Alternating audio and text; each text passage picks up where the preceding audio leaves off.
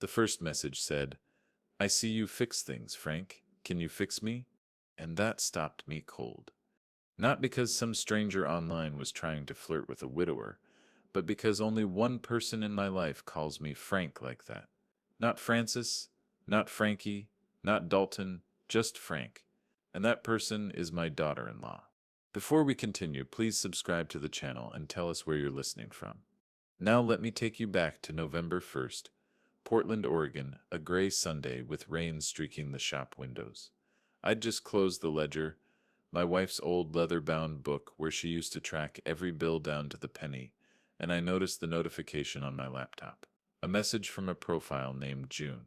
Pretty face, generic smile, but the way she typed my name, it cut deeper than the drizzle outside. At first, I wanted to delete it, block it, but then I read the second line. "You such are always in that shop too late. Evan says you such work yourself into the ground." That hit like a live wire.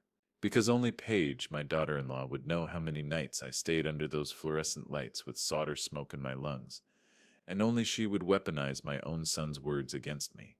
I sat there frozen, cursor blinking. My late wife's voice came back to me, clear as if she were standing behind my shoulder.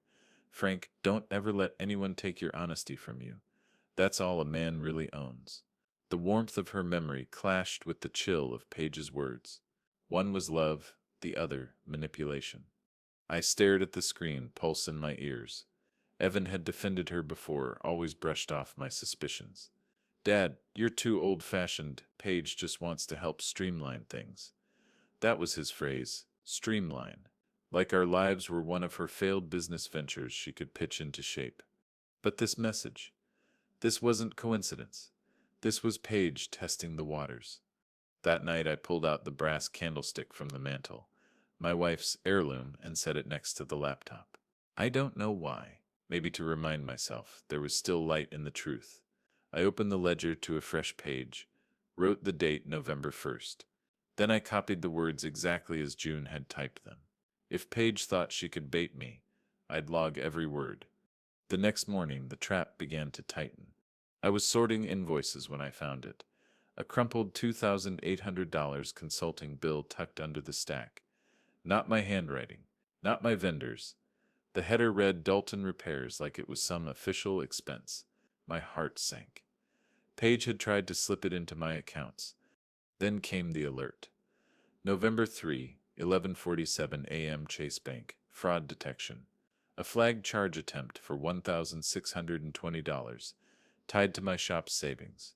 I still hear the mechanical voice from the bank's automated line. "Press 1 to confirm, 2 to deny." My thumb shook so bad I nearly pressed the wrong button. $84,300. That's what sat in my shop account. My retirement. My safety net. If Paige got her hands on it, I'd lose not just the business, but the house I'd built with my wife before cancer hollowed her out. I drove straight to Evan's place, two-story rental on Burnside. The one Paige always complained was too suburban. He opened the door with that same lopsided grin he's had since Little League. But when I showed him the crumpled bill, his eyes darted. He knew. "Dad, come on," he said, rubbing the back of his neck. "Paige is just trying ideas. You can jump to conclusions. She believes in us. You don't see her world the way I do." "Conclusions?" I snapped, waving the bill. "This is theft dressed as paperwork." His jaw tightened.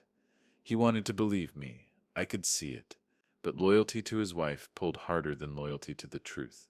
His eyes pleaded, "Don't make me choose yet, Dad." That was the first moment I realized my fight wasn't just against Paige.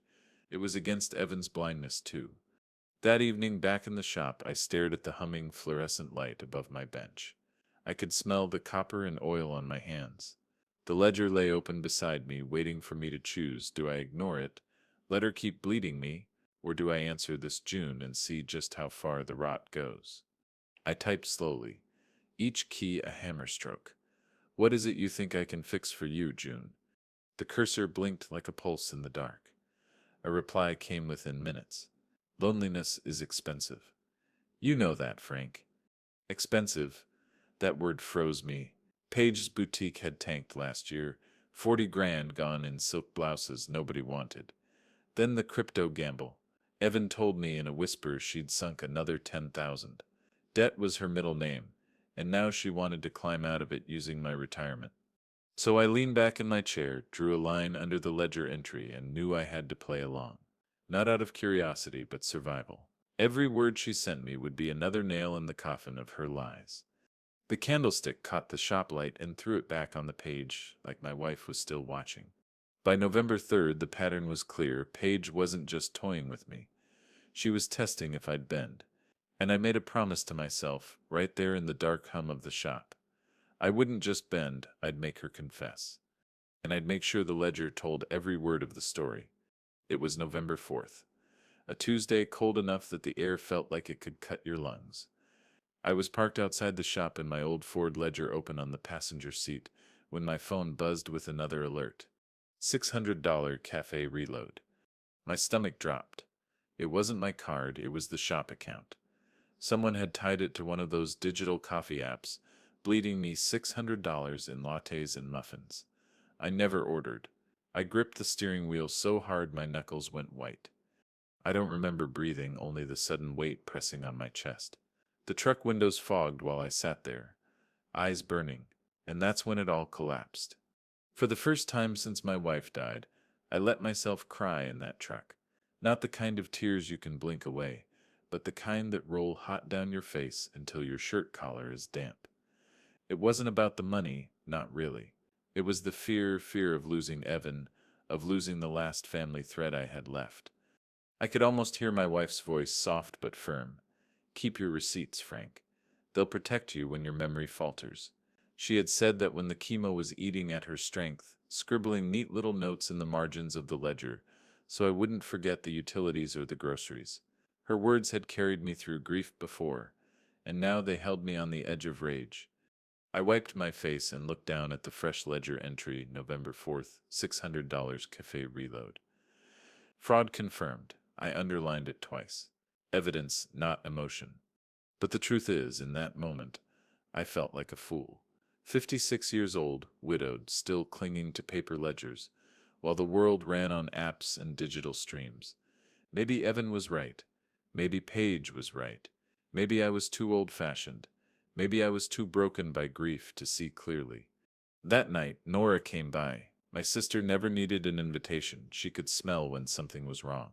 She dropped her nurse's bag by the door and sat across from me at the kitchen table, her eyes sharp, unflinching. "What's eating you, Frank?" she asked. Nodding at the ledger I had half hidden under a stack of envelopes, I slid it toward her. She read the entries: Nov 1, November 3rd, November 4th, her lips tightening with every line. "Honester, you dare confuse grief with gullibility," she said finally. "You stir not losing it, Frank. You stir being targeted. And if Paige thinks she can walk over you, she steps about to learn you stir made of steel." Her words steadied me, but my heart still throbbed with doubt. 2 days later, I confronted Evan again. We were in the shop, sawdust and copper wire scenting the air. I slid the $2,800 bill across the counter and laid my ledger open beside it. "Tell me this looks like one of my vendors," I said. He frowned, brow furrowed. "It doesn't set. But Dad, you don't understand. Paige says." I cut him off. "Paige says a lot of things. Look at the font, Evan. Look at the address. This isn't set, even in Oregon." He hesitated, finger tracing the bogus address. A flicker of doubt. The first real crack in his blind defense. "Dad," his voice softened. "That doesn't look right." For the first time, he didn't rush to shield her. He didn't throw her excuses at me. He just stared at the paper like it might burn a hole through the counter. That single pause, that hesitation was all I needed. Because in a con, hesitation is oxygen. It means the truth is seeping in. That night, I added another line to the ledger, November 6th. Evan noticed inconsistency. First crack. I closed the book, ran my hand over its worn leather cover, and whispered, "We're still in this together, love." Because in that moment, I realized something. Paige wasn't just stealing money. She was trying to erase the order my wife had left me. The ledger wasn't numbers, it was survival. So I made a choice. I wasn't going to break down again in the truck. I wasn't going to let Paige write my ending. I was going to set the trap, one careful line at a time. And I swore when the time came I'd make her own words, her own lies, betray her in front of everyone. Fix me, June had written. So I decided to fix the wiring, hers. It was Saturday, November 8th, Portland rain whispering against the shop's corrugated roof. I took $219 in cash from the ledger drawer, wrote November 8th, investigation expense device, and drove to a strip mall store on 82nd Avenue. I bought a used iPhone SE 2nd Gen 64 GB clean IMEI no SIM. The clerk slid it across the counter with a receipt that I folded once and tucked under the ledger's leather flap. That phone wasn't for friends. It was for the truth. Back home, I opened a cardboard spa candle gift box I'd kept from my wife's last birthday. White lid, pale blue ribbon, the kind of thing people never look inside if you set it on a mantel. I lined the bottom with felt, cut a thumb-width notch along the inner rim, and fed a lightning cable through. The iPhone SE sat inside like a pearl in a shell, microphone ports angled to the notch. When the lid was on, it looked like nothing. Just a candle box placed near the brass candlestick my wife had left me. Two innocuous things, side by side. I charged the SE, killed Bluetooth, shut off location services, and set voice memos to start with one tap. I tried it once in the empty kitchen. The oven timer dinged at 0:15, a clean, bell-bright note that came through the playback like it was right beside my ear. This wasn't about paranoia.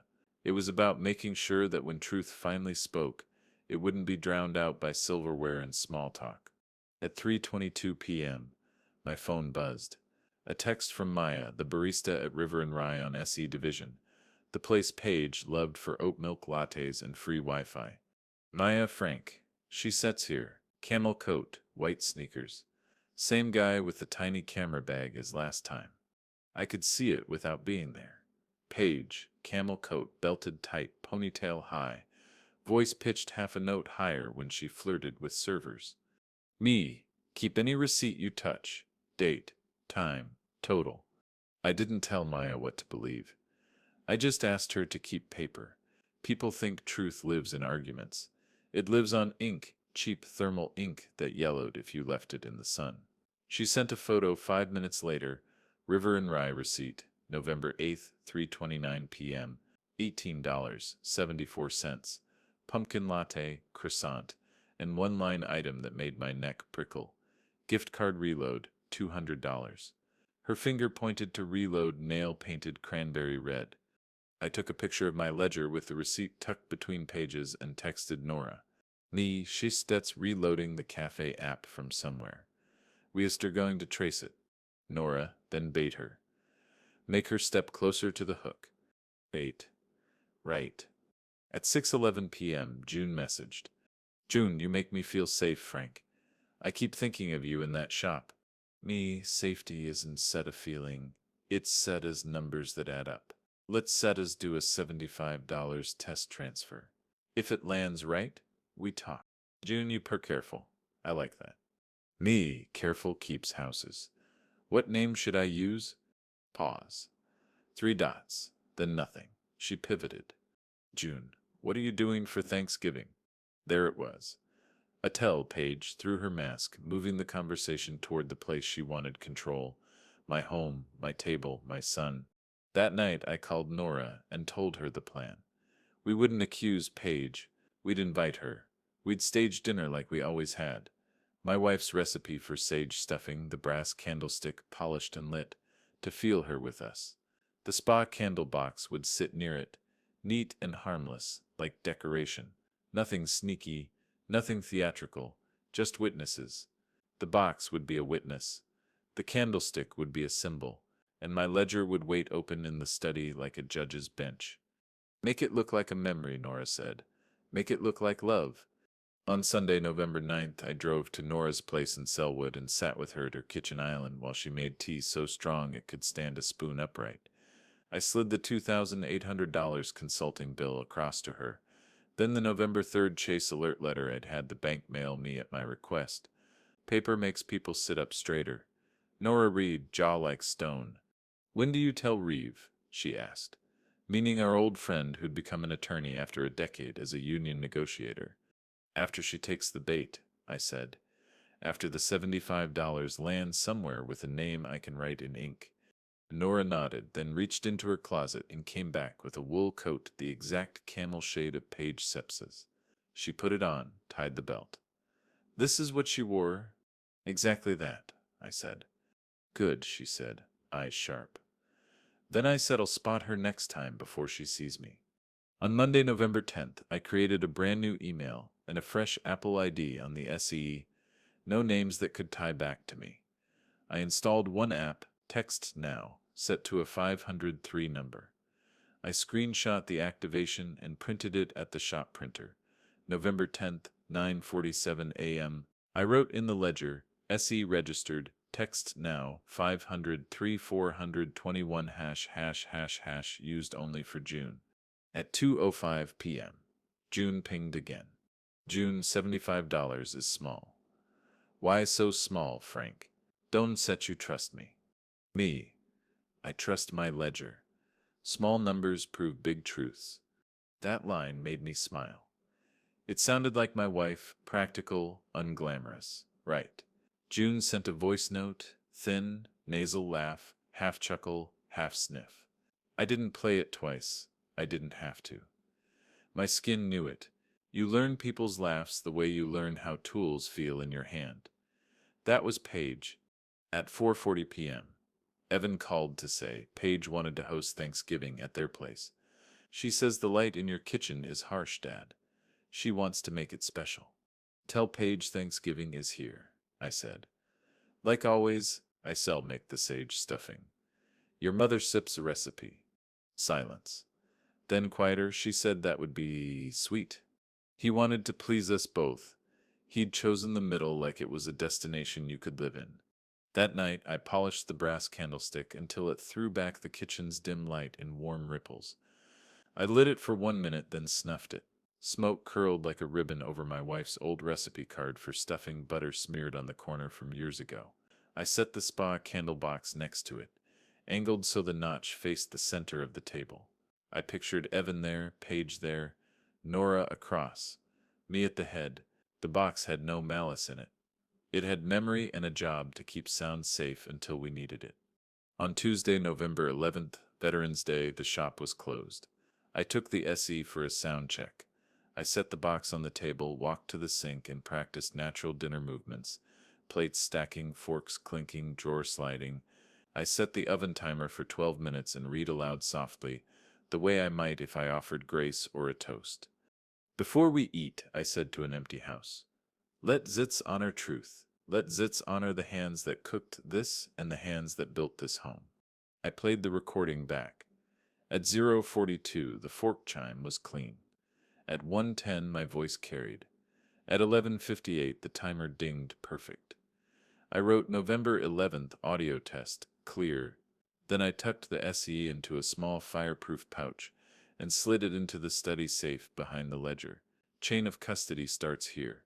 At 3:07 p.m., Maya texted again, Paige, same camel coat, ordering a flat white, and taking a booth by the window. 15 minutes later, she sent a second photo, Paige and a man with a black mirrorless camera bag, tiny, expensive. The man kept his hat low, fiddled with the straps, eyes bouncing to Paige's phone when she typed. I didn't need a private investigator to read that. Some people rehearse for cons with mirrors. Some rehearse with allies. I texted Nora the picture. She wrote back, Nora, he sets the kind who likes to be useful, not the kind who stands up when the floor gives out. At 7:30 p.m., I began the Thanksgiving group text. Me dinner here November 27th at 4 p.m. Bring nothing but your appetite and truth. Evan, I sipped like you at my right. Paige, would you light the candlestick for your mother-in-law? It would mean a lot.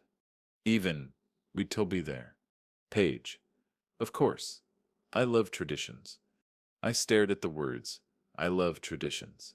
The woman who wanted to streamline everything suddenly loved tradition. Good, she could help me honor one. Just before bed, June came back, pushing the money again. June, so the $75, what name? Me. Let's wait until Thursday. Show me you can say my name first. June, Frank. She typed it, and the letters felt sterile on the screen, like a counterfeit bill that looks right but smears when you rub it. I closed the chat, closed the ledger, and placed the candlestick back on the mantel. I pressed my palm against the cool metal and whispered, "Stay with me."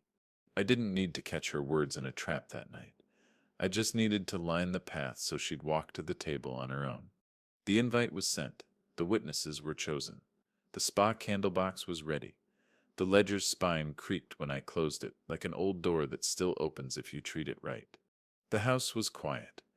The kind of quiet that makes paper loud, and in that quiet I made a promise to my wife Setub's memory.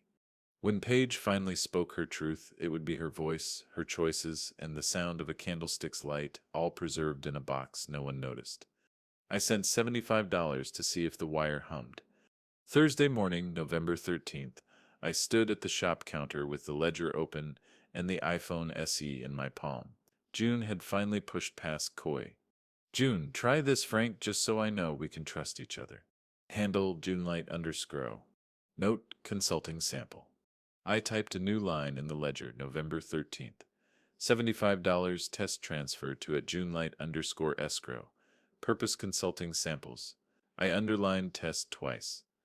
Then I logged into my bank on the shop desktop, the one with the USB camera taped over since 2019, and clicked send. The confirmation number printed on a thermal strip. TRX0A771130 1041 AM. Hawthorne Branch. I called the bank's fraud desk right after, speakerphone on, ledger under my hand. "Frank Dalton," I said. "You sat already monitoring my account. ISEF just made a test payment to an alias that may be connected to previous fraud. Please notate and log any associated IP-SED metadata you can capture." A woman with a steady voice said, "Copy, Mr. Dalton. I settle tag TRX0A771130 and request a network trace. You settle see a secure message within 24 hours." I wrote bank to log network trace. See secure MSG. The money was small by design. Small numbers prove big truths. I'd said that to June earlier, and I meant it. If the $75 disappeared into a shell, I'd know the wiring behind her mask. By noon, the secure message landed. Chase secure message. Nov 13/12 6 p.m. We have associated TRX0A771130 with a third-party wallet account ending 8841 registered to Junelight Services. Our security team recorded a payment request event earlier today from IP73.140.19. Ex Comcast Residential, geolocated to NW 10th Ave and Marshall Cent, Pearl District, at 10:27 a.m. PT. I stared at the cross streets. Pearl District, Paige's favorite place to network, as she called it, not her rental with Evan on Burnside. The Pearl where she posed in front of murals and captioned photos build bigger. I printed the message, folded it into the ledger, and wrote IP73.140.19 EX Comcast, Pearl. At 1:14 p.m., June sent a voice note. A quick breath, a nasal laugh. I knew too well then. June voice. "Look at you, Frank. Careful man. I like careful men." I played it once, then set the SE down before my skin crawled off my bones. Paige thought masks changed voices. They don't. Laughter is a fingerprint. That afternoon I drove to Lock and Leaf on SE 12th and picked up the invoices for the rekys I'd already ordered in silence. House rekey November 6th, $189. Shop rekey November 9th, $215. I paper-clipped each to the ledger page like a belt and suspenders, and wrote the simple truth, keys tight, circle closed. At 4:02 p.m., I walked Evan into our Hawthorne branch to discuss winter operating lines. That was the pretext. The real reason was to watch. Manager Carla, the one with a pen that matched her blazer, greeted us with a professional smile. 10 minutes in, the door chimes sounded, and Paige slipped in like perfume, camel coat, white sneakers, hair sleek, eyes scanning the room before she softened them for effect. "Thought I could help," she said. Sliding to Evan Sepp's side. We want to streamline Dad Sepp's accounts. Modernize, digitize, protect him. Carla folded her hands. We do appreciate help, but the account holder sets permissions. Mr. Dalton is already on two-factor paper statements and a fraud monitor. That SIP's a strong configuration. Paige laughed. Too light, too bright. Paper is so vintage. If I could just be added as an authorized manager, I could fix his vendors and get everything recurring. Carla Sip's smile didn't move. Authorized signers are not applicable to this account type, and recurring vendors are approved by the owner. Also, a recent fraud flag suggests we should keep the surface area small, not expand it. Evan's smile faltered. A hairline crack. He looked at me, not defiant, not defensive, just tired. Maybe we don't need to change anything today, he said quietly. Paige Sepp's lashes fluttered. We stirred just trying to help, Carla. Carla slid a pamphlet across the desk. Help looks like separate accounts for separate owners, Miss Dalton. If Mr. Dalton wants us to add a view-only login for reporting, he can request it. Otherwise, we'd keep his guardrails as they are. I didn't gloat. I didn't need to. I wrote it as soon as we got home, November 13th.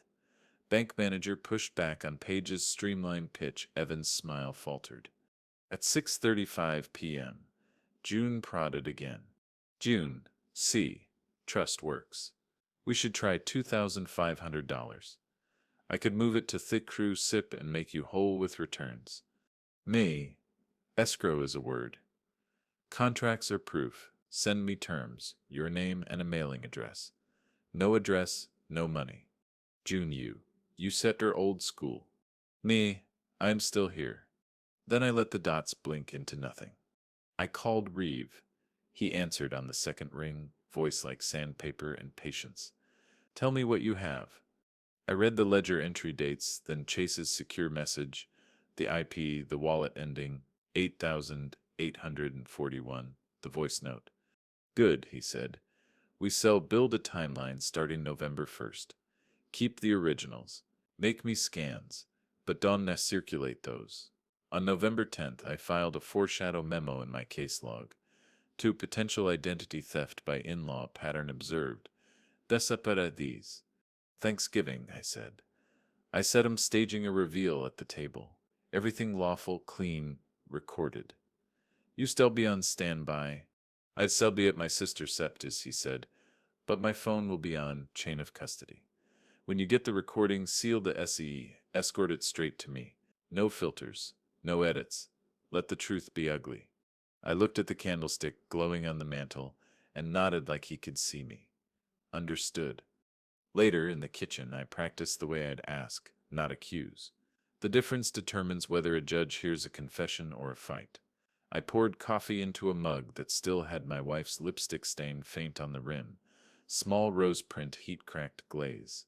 I said softly into the room, "What made you think the house I built would be your insurance policy?" Then I said nothing.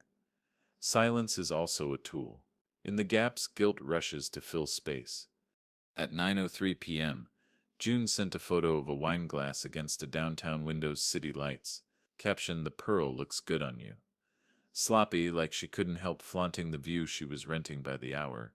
I replied with only, "Truth looks good on everyone." Before bed, I took stock of my continuity ledger, not the book itself, but the invisible map behind it. Reeky's done. House November 6th. Shop November 9th. Invoices filed. $75 test transfer November 13th. Traced to Pearl IP. Voice sample, nasal laugh, saved on essay 11 seconds. Bank pushback scene witnessed by Carla, Evan present. Thanksgiving staged, invite sent. Candlestick roll disguised as tradition. Spa candlebox tuned. Then I taped a small manila envelope inside the cabinet door above the stove, labeled Dinner C. I placed a checklist inside. Start voice memos, verify red line moves. Set oven timer for 12 minutes. Ask 3 questions, max. Say her name once. Slide $2,800 bill across table. Close the box last. I added one more line because I knew my hands might shake when the time came. Let the silence work. On Friday, November 14th, June tried again, all velvet and promise. June, we could be great together. I see your shop, your hands. I know what men like you need, someone who believes. I thought of the bank manager with the firm smile, the fraud desk with their quiet logs, Nora with tea so black it kept me upright, Maya with her cranberry nail pointing at reload on a faded receipt. I thought of my wife telling me honesty was all a man really owned. Me, I believe in numbers. I said we'll see you at dinner. June dinner? Me, we keep traditions in this family. There was a pause long enough to hear the shop clock click. June, I love traditions. I set the SE face down, placed the candlestick beside it, and closed the ledger. The shop lights buzzed, a little current in old wires, that familiar hum I've trusted for decades. Every wire leads somewhere. Now I knew where hers began, and on Thanksgiving I'd show her where it ends. The week before Thanksgiving stretched tight as wire. Between November 12th and November 20th, June stopped nibbling and went for the throat. It started with a screenshot, clean font, blue accents, a digital portal that looked legitimate if you only glanced. June Light escrow, pending deposit $25,000. Release requires matching savvy consulting funds sent to satisfy AML compliance. I read it twice, then a third time, tracing the edges like you check an outlet before you trust the spark. $25,000 wasn't bait. It was pressure, the kind that makes older men do rash things, the kind that dresses theft in bank language to make it feel like you're helping. Paige was counting on my pride and my loneliness to bridge her gap. I didn't bridge anything. Me. If compliance needs a mirror deposit, I still need help moving it. Paige knows my vendors. I still ask her for a walkthrough. I typed it slowly, letting the word help sit there like a biscuit on a plate. People like Paige live on that word. It excuses everything. That evening, I took the spa candle box down to the kitchen table and ran a second mic test. Not just the timer this time, but a table rehearsal. I set the plates, breathed, and said 3 sentences in the tone I planned to use at dinner: calm, soft, relentlessly clear. Who else knows about the $2,800 bill? Who else knows my ledger is leather-bound with a blue ribbon bookmark? Who else knows the exact number in my shop savings? I set the oven to 375 degrees Fahrenheit, timer at 12 minutes, and walked to the sink. On playback, the fork ring came through at 0:51, my voice steady at 1:08, and the ding at 11:58 cleaved the room like a gavel. The candlestick flickered beside the box for symbolism, not light. I snuffed it, watched smoke ribbon upward, and wrote in the ledger November 12th, rehearsal complete. Questions audible, timer ding perfect. On Sunday, Nov 16, Maya texted, Maya, she seps here again. Camel coat, corner booth, flat white, same guy with the tiny camera bag, tapping his leg like a metronome. A minute later, photo. Paige's nails were fresh winter white this time. The camera bag man stared at his reflection in the window more than at her. The receipt followed, November 16th, 2:43 p.m., $27.11, flat white, almond cake, gift card reload, $150. I printed it on the shop's clunky HP and tucked it in the ledger. Ink doesn't tremble. That night, June pushed again. June, we burst so close, Frank. The $25K will clear if you move $9,500 now. I can send an escrow link, but it expires in 24 hours. Me, send the escrow agreement PDF with your registered name and mailing address. I subtle route it through my bookkeeper Paige. The reply stalled longer than usual. She sent a PDF within the hour, terms stolen from somewhere, words glued together with wrong punctuation, and a Boise, Idaho P.O. box that didn't match any Oregon filing. I circled the P.O. box in red pen, wrote contradiction in the margin, and slid it under the ledger's blue ribbon. On Tuesday, November 18th, I invited Evan and Paige to the Hawthorne branch again under the pretense of checking holiday hours. Carla was at her desk, pen matched to blazer, as precise as ever. We stood at the counter where I could see both of their faces in the brushed metal of the cash tray. Paige leaned into Evan, voice pitched for intimacy but calibrated to carry. House first, then shop, she whispered, like those 4 words were a strategy instead of a confession. We refi before rates climb. Then we consolidate his vendors. It's settle be clean, baby. She did not know I could hear. She did not know Carla could too. Carla looked up. Mr. Dalton, just a reminder, any lien on your house requires your signature and ID in person. We don't process those over the phone or through third parties. Paige Sepp's smile thinned. Of course, we are just planning. I turned to Evan. Son, could you compare this vendor address to the one we always use for Benton Wire? I slid a ledger page across, the one with Benton's old P.O. box and delivery dock jot. He palmed it, nodded, and slipped it into his jacket pocket. It wasn't sleight of hand.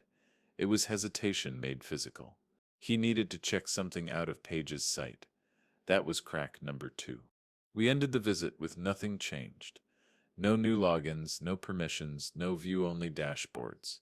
We're good as we are, I told Carla, and she smiled like she'd been waiting for me to say it. Back home, I wrote, November 18th, Paige whisper, house first, then shop. Evan pocketed ledger page, Benton address to verify. Second visible doubt, I tucked a tiny sticky flag on that page so I could find it with my eyes closed. By November 19th, June stopped pretending to be generic. She used my name too often, like repetition could soften the edges. June Frank. We build legacy with bold moves. $9,500 is a sliver compared to what I can unlock for you. Imagine your grandkids. I stared at the word legacy and felt the heat rise in my throat. Legacy is my wife's script in the ledger margin. Round up at month's end. Always leave $2 for luck. Legacy is the candlestick polished dull by hands that cooked and held and forgave. Legacy is Evan learning to turn off a breaker before touching a line. Me, my legacy is paid for. Send me your address. We shall finish this at dinner. June, dinner? Me, Thanksgiving. You shall hear exactly what I mean at the table. That night, I wiped the kitchen counters until the cloth ran clean. I set the candlestick at the center of the table, its base catching the soft overhead light. I placed the spa candle box 3 inches to the right, lid squared, ribbon straight. I stood where Paige would stand and practiced lighting the candlestick, strike, touch, retreat, so my hands would remember even if my heart didn't. Then I sat in Evan's chair and saw what he would see. His father, the ledger man, the room built by steady hands, not schemes. At 10:22 p.m., Maya pinged a last time that week. Maya. Heads up, she asked the barista if gift card reloads show the last 4 digits of the card. We said no. They don't sit. She smiled like she's gotten away with something. I thanked Maya and promised a $200 holiday card. No strings, just gratitude for a witness who understood the value of small papers. By November 20th, the rain eased, the gutters ticking slowly, like the city took a breath. June sent one more push. June, I shall send the final link tonight. It expires in 12 hours. Me, links expire. Truth doesn't set. Ask me at dinner. I closed the chat and opened the ledger. The blue ribbon fell across November 1st Tony like a horizon line. Above it, messages, receipts, the $2,800 bill chase alert, rekey invoices. Below it, a blank expanse reserved for November 27th, a place where the candlestick would stop being symbol and start being witness. Before bed, I wrote one more checklist on an index card and slid it under the salt cellar. Candlestick, Paige lights it, ask her by name. Spa box, tap record, verify red line. Evidence order. Laugh $2,800 bill, $600 reload, $75 trace, house first, then shop. Questions, open, short, prosecutable. Silence, count 5. Before speaking again. Hand off, Nora texts Reeve. I looked at the candlestick one last time. The metal was cool, heavy, reassuring. I thought of my wife Sipta's hands around it on holidays gone, the way wax ran in soft rivers when we stayed too long at the table telling stories. I whispered, tomorrow we cook. Next week we finish. The candlestick would be a witness. The box would be memory's vault, and I would be nothing more than a man telling the truth in his own kitchen.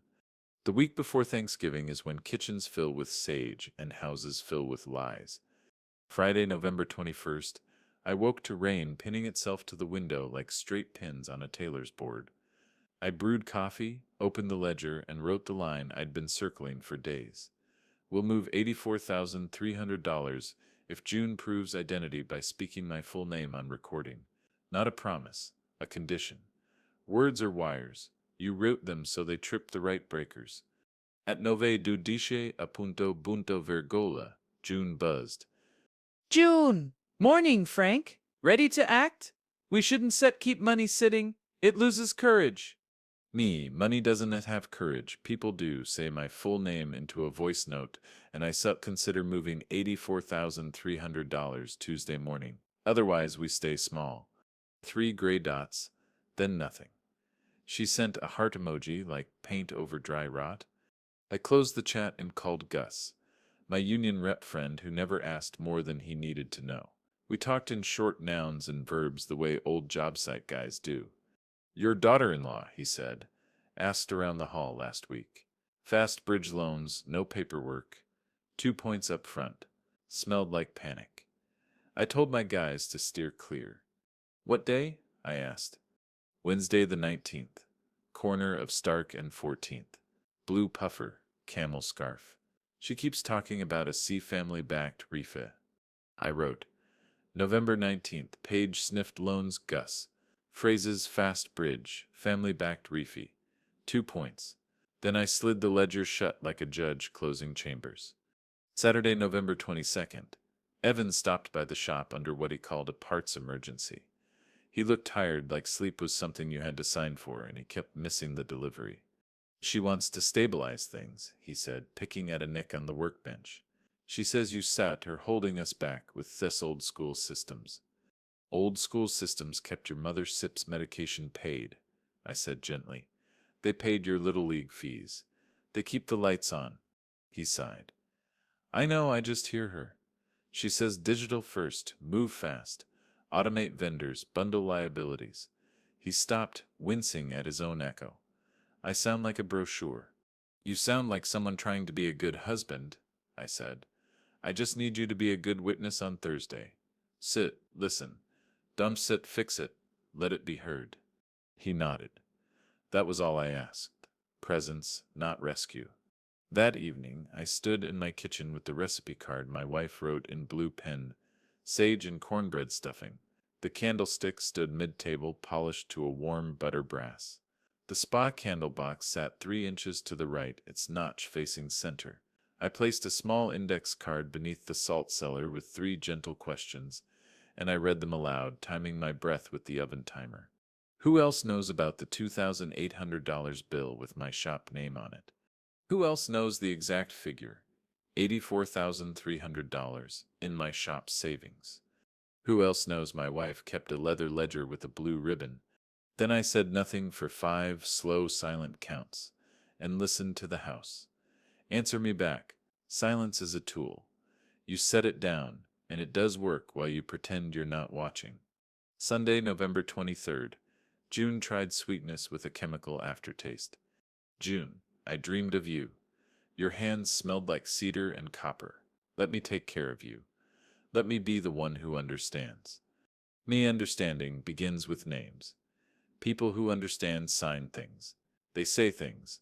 Voice note with my full name. Then we proceed. Another heart. Another dodge. I took the C from the safe, opened voice memos, and recorded my own name in a steady tone, then played it back to calibrate levels against the room. Francis James Dalton. The meter danced healthy green. I labeled the file Control, name read November 23rd, and slipped the phone back into its fireproof pouch. Chain of custody stayed tight. Monday, November 24th.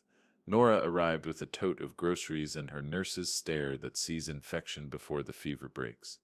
You look steadier, she said, lifting a bag of onions onto the counter. Good. Steady men win rooms. Gus says she sits hunting loans. I replied, chopping celery, bridge loans. 2 points. Nora snorted. 2 points is the discount rate scammers give themselves for lying straight-faced. On Thursday, you ask. You don't set accuse. You let her tell the story backwards by trying to deny it. We ran rehearsal lines across the table like we were setting out silverware. Nora would text Reeve when the questions ended. Evan would sit to my right. Paige would be offered the candlestick to light. I would start voice memos, verify the red line, set the timer to 12, and speak soft. After she left, I wrote a new line in the ledger, small but sharp, November 24th. Kitchen smells of sage, butter candlestick glows steady, questions rehearsed, Nora ready to text Reeve. Tuesday, November 25th, June flared impatient. June, you keep moving the goalposts. Me, no, I painted them full name on a voice note. Then we talk about $84,300 at 10:05 a.m. Thursday. Hawthorne Branch. If you such a real, you such'll pass the simplest test in the world, saying a name. June. You don't talk to me like other men do. Me, other men don'test had of ledgers. I took lunch in the Pearl District just to feel the geography of that IP, NW 10th and Marshall. I ate a bowl of soup I didn't want and watched a reflection. I didn't recognize in the bistro glass a man past middle age with steady hands and a face that looked like it had learned patience the hard way.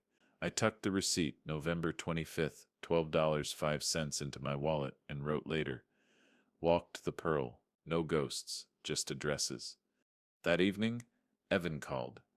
No speaker, no background noise, just his voice in a quiet room.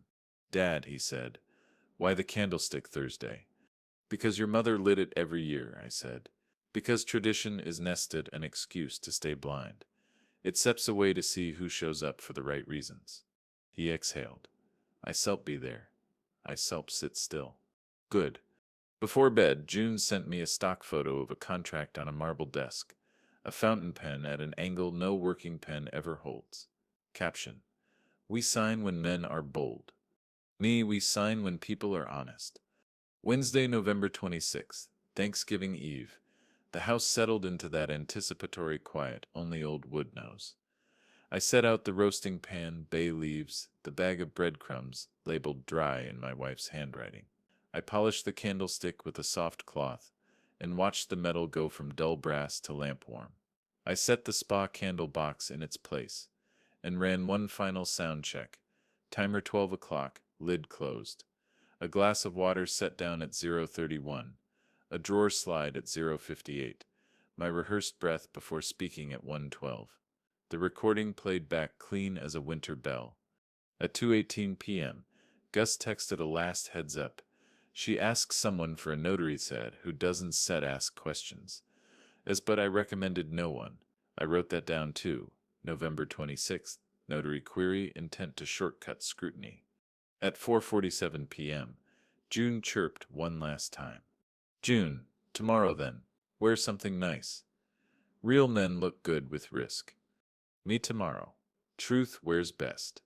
I slid the SE into its fireproof pouch, sealed the flap, and placed it in the manila envelope labeled dinner. See inside the upper cabinet. I put the ledger on the study desk open to a blank page labeled November 27th, dinner. The blue ribbon lay across the crease like a horizon I intended to cross without lying to myself. Then I stood alone in the kitchen with the lights low and the window black as a screen. I touched the candlestick. Metal cool, weight honest. I could almost hear my wife in the hush. Ask gently, let the truth bruise itself. I turned off the lights and left the room exactly as it needed to be found. Table set for 4, candlestick centered, box square, index card hidden, timer ready. The stage wasn't a trap. It was a boundary with chairs. Tomorrow I wouldn't set fight. I would listen, and the house would do the rest. Morning came gray and wet, the kind of Portland drizzle that hangs like a veil. My kitchen filled with sage, onions, and butter as I worked through my wife's recipe card. Cornbread stuffing, turkey rubbed with rosemary, gravy simmered low. Each smell was memory layered on memory. I set the candlestick polished bright in the middle of the table. The spa candle box tucked in plain sight beside it, its lid squared, ribbons straight. At 3:57 p.m., I opened the box, tapped record, watched the red line move across the SE screen, and slid the lid shut. I set the oven timer for 12 minutes. My cue, my gavel. I breathed once into the room, steady as prayer, and waited for the doorbell. 4:03 p.m. Evan and Paige stepped in. Evan shrugged off his coat, looking smaller inside his own frame. Paige entered smiling like she'd been born to it.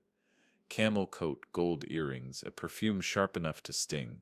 She handed me a bottle of red wine like it was peace, but her eyes scanned the table, clocking the candlestick. Beautiful, she said, voice honeyed. Tradition matters. I smiled. Then you sell light it for us. Your mother-in-law Sep's favorite piece. It would mean a lot. For a flicker, her hand hesitated. Then she struck the match, touched flame to wick, and withdrew. The smoke curled up like an oath signed without reading the fine print. We sat, Nora across from Paige, eyes sharp but lips soft. A nurse who'd seen enough families fracture to know silence was a tool. Evan sat at my right, jaw tight, shoulders hunched, his eyes darting between us. We ate quietly at first. Turkey carved, gravy passed. The candlestick glowed, the box listened. I raised my glass. A toast, I said, to truth. Paige's smile faltered half a beat. Nora clinked her glass steady. Evan's hand trembled against his fork. At 0:42, I asked the first question. Calm, gentle. Paige, who else would know about the $2,800 bill with my shop name on it? The fork in her hand froze midair. I. What bill? She said lightly. I don't set. I slid the crumpled bill across the table. Dalton Repairs, consulting fee, $2,800. Her smile broke at the edges. We needed it, she snapped before catching herself. I mean, we thought it could help streamline things. Evanset's head jerked. Paige, you said that was a vendor dispute. She cut him off with a tight laugh. Evan, please. It was nothing, just an idea. Trust it. Second question. Who else knows the exact figure? $84,300 in my shop savings. Her eyes widened before she could shrink them. Funny, I said. Because June knows. June, who messages me late at night, who asks for test transfers, who sends fake escrow PDFs, and who laughs. I reached into my pocket and pressed play on the SE, like this. The nasal chuckle filled the room. The same one she gave baristas when she ordered oat milk lattes. The same one she gave Evan when she teased him about my ledgers. Her face drained white. That Sep's not... It sets you, Paige, I said softly. Your laugh is a fingerprint. Evan Sip's fork clattered against his plate. 7:04. Third question. Who else knows my wife kept a leather ledger with a blue ribbon? Who else knows her handwriting, her margins, her notes? Paige's eyes darted to Evan, then to Nora, then back to me. She opened her mouth, closed it, then spat words like nails. You cling to that book like it's holy. Maybe you deserve to lose it. Maybe someone should have taken it years ago, so you have to move on. Silence. Just the hum of the fridge and the tick of the oven timer. Then Evan Sett's voice cracked through. You told me it was your father Sett's system. You told me the ledger was holding us back, that Dad Sett's accounts needed a digital rebirth. Sets, you said. His voice broke. You lied. Paige Sip's eyes flamed. I did it for us. All of it was for us, Evan. The boutique, the crypto, the reloads, the transfers. You wouldn't have what you have without me. You Sip still be stuck in his dusty shop with copper wires and receipts. The timer dinged at 11:58, clear and sharp, captured clean by the SE. Nora reached under the table, squeezed Evan's hand. He looked at her, then at me. For a beat, he almost sided with her, the weight of his marriage tugging hard. Then he sagged, his head dropping into his hands. Paige, he whispered, you've been stealing from my father. She gasped, tears suddenly streaking, but they were theater tears, late and glistening. Evan, no, it was just creative accounting. I was trying to save us. By pretending to be June? I asked softly. By sending me receipts from River and Rye? By whispering at the bank, house first, then shop sup. Her mouth opened, but no words came. The silence stretched. long enough for the truth to bruise itself. Finally, she pushed back from the table, chair scraping wood. You can prove anything. None of this will stick. I tapped the spa candle box. It already has. Evan stared at it, realization dawning. You recorded this? I nodded once, not to hurt, to protect, to keep truth safe. Paige stood, hands shaking. You still regret this, Frank. I still bury you in countersuits. In noise. Nora's phone buzzed under the table. She typed fast. Reef would have the signal within the minute. I slid the ledger closer, drew one last line in black ink, November 27th. Dinner confession captured. Candlestick lit by Paige, timer ding at 11:58. Nora witnessed, Evan present. I closed the book gently, as if tucking my wife's hand inside. Dinner didn't end with pie that night. The pie sat cold, untouched, its crust sagging in the dim light. Paige stormed out, heels sharp against the wood, slamming the door behind her. Evan followed halfway, stopped, and came back in, eyes hollow. Dad, he said, voice raw. I said I'm sorry. I wanted to believe her. I didn't want to see. You saw tonight, I said, softer than I felt. That's enough. We sat in silence, Nora pouring herself black coffee, the candlestick flames steady. The sea lay inside the box, still recording, capturing every word, every scrape of cutlery, every silence. By the time I stopped it, the ledger had another witness, not just ink, not just memory, but Paige's own voice confessing at my table. The house smelled faintly of sage and wax, but the turkey bones were cold, the pie untouched, the air heavy. Evan sat at the kitchen table with his head in his hands, the candlestick still upright between us, wick burned down to a stub. He'd been replaying the SE recording all morning, scrubbing back and forth through Paige's voice, the nasal laugh, the whispered house first, then shop, the snapped we needed it. Every time it hit the timer ding at 11:58, his shoulders tensed like a man bracing for impact. I can believe it, he whispered. She planned it all, and I defended her. You wanted to believe your wife, I said softly. That sits not weakness, son. That sits marriage. But belief doesn't erase facts. I pulled the ledger closer and wrote in black ink, November 28th. Evan replayed confession repeatedly. Emotional collapse visible. At 9:12 a.m. Nora tapped her phone and nodded to me. Reeve Seps ready. Bring the package. The package wasn't a metaphor. It was the spa candle box, the SE sealed in its fireproof pouch, tucked inside a manila envelope labeled dinner. Chain of custody had to be clean. No smudges, no edits. I placed the $2,800 bill, the November 3rd Chase Alert printout, and the cafe receipts in a folder, each date underlined in the ledger. By 10:35 a.m., I was at Reeves' office, a modest brick building off Belmont, with a sign that still smelled of new paint.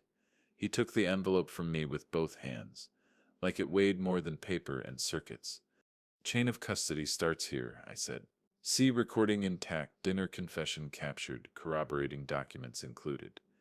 Reeves slid it into a locked evidence box behind his desk, noted the time, Nov 28, 10:37 a.m., and signed his initials across the log.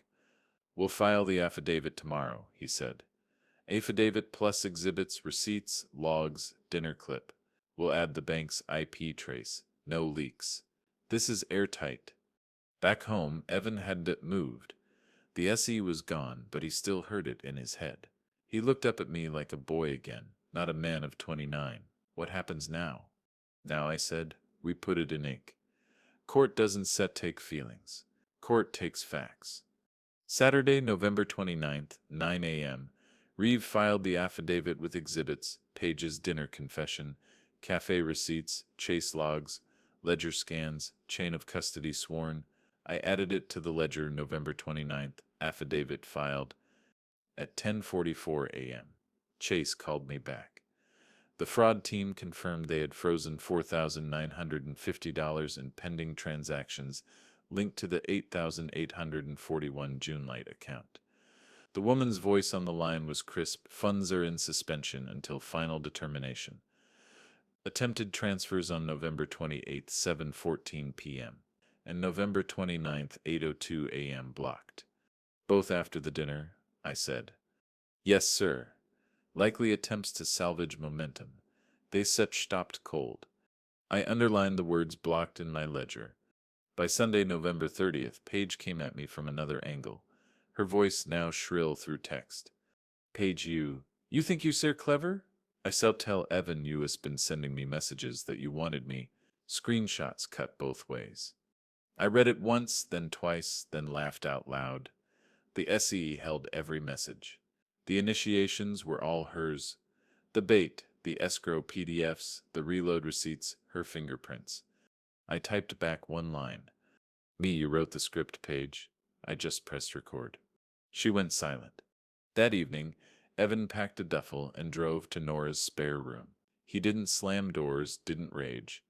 He folded shirts with trembling hands, carried the bag to the truck, and sat for a long time behind the wheel before turning the ignition. When he finally looked at me, his eyes were rimmed red. I don't know what my marriage was, he said, but it wasn't set real. It was real to you, I told him. That sep's enough to mourn. But don't set confuse mourning with undoing the truth.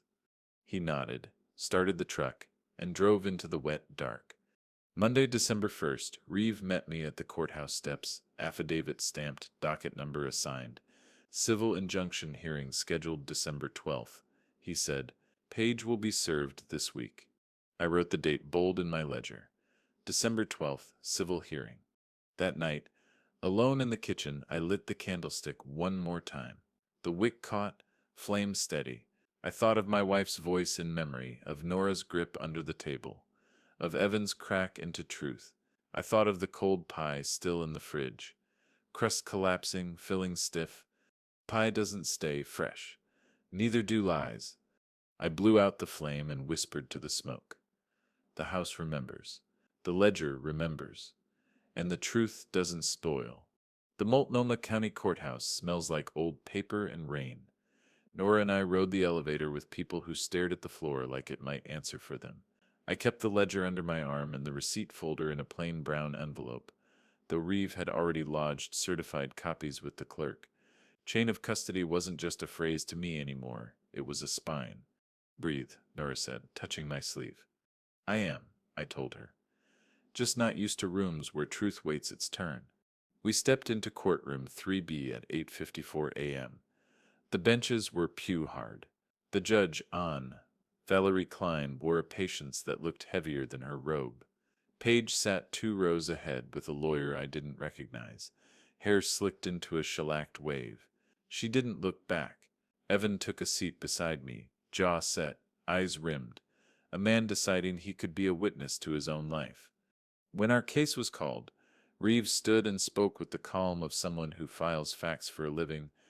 Your Honor, we seek a temporary restraining order and civil injunction to preserve the status quo of Mr. Dalton Semp's finances, specifically to keep his residence and shop accounts intact, pending related criminal proceedings. We submit the following exhibits. He enumerated, and I could feel each item like a tool in my palm. Exhibit AC, recording of November 27th, Thanksgiving dinner. Paige's statements, we needed it, house first, then shop, timer ding at 11:58, candlestick lit by Miss Dalton, present Nora and Evan. Exhibit B, Chase secure message. November 13th, 12:06 p.m., confirming TRX0A, 77-1130 trace, to IP73.140.19.x, Pearl District. Wallet ending 8,841 registered to June Light Services. Exhibit C, River and Rye receipts. November 8th, $18.74. November 16th, $27.11. Featuring gift card reload line items.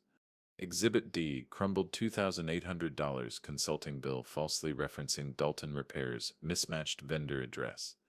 Exhibit DC. Riki invoices, house November 6th, $189. Shop November 9th, $215. Exhibit F, Affidavit filed November 29th with chain of custody log SE sealed November 27th. Delivered November 28th, 10:37 a.m. Page Sepp's attorney objected to tone, not to content. The judge lifted a hand. I hear facts just fine. Reeve played 42 seconds of the dinner audio. The room changed temperature. You could hear plates, breath, and then Page's voice. We needed it. Then the soft line I'd practiced, and her low, sharp house first, then shop. The timer rang like proof. The judge nodded, wrote something we couldn't see, then looked at Page. Miss Dalton, anything? Page Sepp's lawyer whispered. She stared at the table. No, Your Honor. Injunction granted. Judge Klein said, Miss Dalton is enjoined from accessing or directing any transactions involving Mr. Dalton Sefta's residence or business accounts. Further, Miss Dalton is barred from contacting Mr. Dalton outside counsel. Status review in 30 days. The gavel's rap didn't sound like victory. It sounded like a breaker flipping from danger to safe. Service of criminal summons followed like weather. If the civil hearing is a dam, the arraignment is the river measuring itself. State vs. Page Dalton. Identity theft, Class C felony. Attempted theft I, computer crime. The ADA, Cara Mendoza, read the charges without relish. The state's evidence includes digital trace, financial records, witness statements, and an admission recorded on November 27th. Page stood straighter than the paper she'd forged. Not guilty, her attorney said for her. Reeve leaned close to me. It will wobble. Her position can carry that audio. The judge imposed conditions: no contact for 5 years pending case. Surrender of passport, maintain residence, no financial instruments in Mr. Dalton's name, pre-trial supervision. A status conference was set for January 6th. We filed out into winter light. Evan rubbed his palms like he was rinsing off heat. Does it ever feel good? He asked. It feels like wiring a house, I said. You don't cheer when the lights come on. You check the breaker and move to the next room. The week after arraignment, the bank confirmed the $4,950 freeze had been converted to reversal after June light. 8,841 failed compliance. Maya swore a short declaration about reloads and dates, her cranberry manicure bright in the copy. Carla from the bank provided a memo.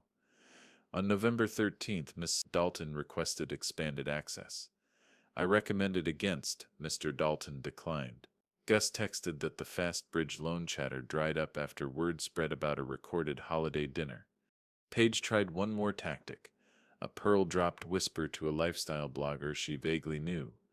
Toxic father-in-law sabotages our dream. The blogger messaged me for comment. I sent 2 lines through Reeve. No comment. Court has the audio. The post never ran. What did run? December 23 was a small square in the Portland Chronicle. Local woman charged in family fraud scheme. Court filings cite dinner recording. A day later, the boutique Page once styled as her empire, Rowan and Lark on Innie, Alberta, had a repossessed sign on the glass. The landlord's notice was taped crooked, a little like truth when it finally makes it to a window, late, blunt, and public. Evans saw the paper at Nora's kitchen island and didn't speak for a while. Then he said she built it on borrowed light. He folded the Chronicle and set it under the fruit bowl as if weight mattered. January 6th. Status conference. Reeve warned me most justice is math. Juries are for stories. This is already a story. Now it will likely become numbers. He was right. In the hall outside the courtroom, Page's lawyer approached with eyes that had learned the word inevitable. Your client will plead to identity theft and attempted theft. Aye, he said softly. State recommends probation, full restitution, financial counseling, and a 5-year no contact with Mr. Dalton. We avoid media. She avoids prison for now. If we go to trial, the dinner becomes a teaching tool. Reeve looked at me. I looked at the floor. I thought of the candlestick, the timer ding, the way Evan's face changed shape when the truth landed. I thought of my wife's ledger and the blue ribbon that held our life between 2 pieces of leather. Restitution accurate and enforceable? I asked. $4,950 frozen, plus bank costs, filing fees, and my attorney hours. Enforceable, Reeve said. We said put a stipulated judgment in the plea. I nodded. I set not chasing punishment. I set guarding boundaries. When they returned to the judge, the script tightened to the shape of the truth. Page's "Yes, Your Honor" didn't sound defiant.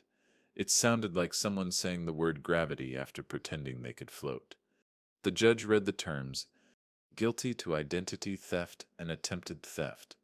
Restitution $4,950 plus $1,120 bank costs, $2,400 attorney fees, and court filing total $8,470 payable on a schedule monitored by probation. Probation 36 months with financial counseling and no contact with me for 5 years. Protective order on my residence and shop accounts. Any breach equals sign revocation and custody. Do you understand? Judge Klein asked. Page answered, eyes on the wood grain. Yes. No one clapped. The room doesn't set clap for wiring. Outside, the rain had thinned to a mist that made streetlights glow with halos. Evan stood with his hands in his coat pockets, shoulders still but not tight. Is that justice? He asked. It sets a circuit that now holds, I said. Nothing shorts, nothing smokes. That sets what justice feels like when it sets as real. He nodded, a man recognizing the current he could finally trust. That night, I wrote in the ledger, Gen 6 plea accepted. Restitution ordered $8,470. Probation 36 months. No contact 5 years, boutique repossessed. Chronicle note ran dig 23. I underlined no contact once, restitution twice. Then I closed the book and set the candlestick beside it, unlit, enough to feel like light anyway. Justice didn't look like triumph. It looked like a house that would keep standing, a shop that would open in the morning, and a son who could sit at a table without wondering which chair held the lie. Next came December 24th, and with it, a quieter kind of repair. Rain stitched the gutters with steady needles. I stood at the kitchen sink, twisting the chain of the overhead light, listening to the hum settle into its rhythm. The shop had closed early. Invoices filed neat, and for the first time in weeks, the air in the house didn't feel like it was holding its breath. Evan knocked lightly and let himself in. He carried a box of bulbs and a ladder, the kind of errand he and I hadn't shared since high school. The kitchen light's been flickering, he said. It sups the ballast, I told him. Old wiring. I was going to fix it tomorrow. Let's fix it now. So we did. Father and son side by side, balancing the ladder. The socket cool in my hand, the bulb warm in his. We worked without much talk. Only the sound of tools against metal and rain on glass. When the light came steady again, he didn't cheer. He just looked at me and nodded. Like maybe he'd learned what it meant that wiring holds a house together when it's done right. The ledger lay open on the kitchen table, a blank page waiting. Evan sat across from me with a pen in hand, hesitant like a boy about to sign his name for the first time. Dad, he said, can I write this one? I pushed the book toward him. It is not about my handwriting. It is about the truth it holds. He bent over the page, careful as a draftsman, and wrote. When he set the pen down, his shoulders eased. For years he'd resisted the ledger, called it a relic, but that morning he finally respected it. Not as paper, but as proof of continuity. My wife's memory in ink, my son's redemption in ink. The blue ribbon fell across the page like blessing. The Portland Chronicle carried a small line above the fold. Local woman pleads guilty in family fraud case. Restitution ordered. Just words in print. But for me it was a public acknowledgement that the storm hadn't been imagined, that the bruises left by betrayal were seen, not hidden. Paige didn't appear in court again that week. She filed her plea through counsel, her boutique lease repossessed by the landlord, her name a cautionary whisper in the Pearl. Evan read the paper at Nora Sepp's kitchen counter and folded it slowly. She gave interviews about our future, he said, but it was all air. Air doesn't set wire a house, I replied. He nodded, setting the folded chronicle beneath the fruit bowl like it needed weight to stay put. Nora hosted, as she always did when the family broke and needed mending. Her living room smelled of pine and cinnamon. A fire hissed in the hearth, its crackle steady like a metronome. She'd strung lights across the mantel, simple and warm. I carried the ledger in under my arm, the candlestick wrapped in cloth. Not for drama, but because symbols deserve care. Evan unwrapped it at the table. He lit the wick with steady hands, no hesitation, the way his mother used to. Smoke curled, flame brightened, and I felt her presence without needing words. Nora poured cider, lifted her glass. To truth that holds. To light, Evan added, his eyes wet but steady. To family, I said. We clinked glasses. Later, I handed Maya a small envelope, $200 gift card tucked inside. She blinked, surprised. You kept receipts when it mattered. I told her that such is worth more than coffee. She hugged me briefly, awkward but sincere. The house filled with voices, laughter not strained. For the first time in months, the table felt like a table again, not a courtroom. That night, after Nora Sitt's guests drifted home, I sat by the window with the ledger open, rain-tapped glass, flame flickered low. I wrote, I underlined truth twice. I walked through the shop alone, the scent of oil and copper familiar. The breaker panel hummed, steady. The walls were lined with tools, each in its place. I set the ledger on the bench, the candlestick beside it, and looked around at what remained. Paige had tried to drain it, to rewire my life into her shortcuts, but the house still stood. The shop still opened, the ledger still carried forward, ribbon marking the next page. Heaven had learned that legacy isn't a windfall. It's work logged day by day. Nora had proven again that sisters are ballast when storms rise. Reeve had shown how facts wired clean hold stronger than spin. Even Gus, even Maya had been circuits in the chain. And Paige, she became a lesson written in ink, not in spite but in proof that family can fracture but truth doesn't. I closed the book gently, laid my palm on its leather, and whispered words I words foot come to believe. You didn't lose me, you gave me away. Justice hadn't looked like a gavel slam. It looked like a son writing in his mother's ledger, like a kitchen light burning steady, like a candlestick flame steady against December rain. The storm had passed. What remained was what mattered. And I, a widowed electrician in Portland, knew this truth more than ever. Every house needs its wiring checked. Every family does too. The courtroom felt smaller than before, as if the walls had learned our names.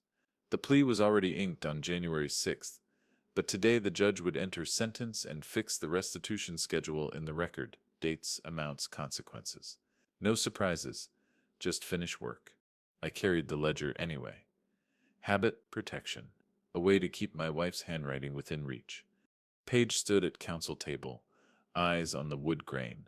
The prosecutor recited the numbers like voltages, $8,470 in total restitution. The $4,950 reversal made whole with bank costs and fees, 36 months probation, financial counseling, and 5-year no contact with me, enforceable by immediate revocation. The judge asked if there was anything I wanted to say. I thought about saying a lot, and then I said only this. I fix wires, she broke trust. The sentence is a boundary. Please keep it tight. Boundary granted, Judge Klein said. The clerk read off the payment plan like a metronome. Paige answered, yes, each time, smaller than her voice used to be. Outside, winter light fell cleanly across the steps. I didn't feel triumph. I felt safe. Evan stood beside me with his hands in his coat pockets. Shoulders squared but easier. Is that the end? He asked. It sets the breaker locked, I said. We still live in the house, but now the current one set bite. We went home. I set the ledger on the bench and wrote the last line I needed for this chapter. I closed the book, placed the candlestick beside it, and let the quiet be proof. If grief is the echo of love, then justice is the shape that echo learns so it doesn't drown you. Some ties are copper, some are smoke. The trick is knowing which to keep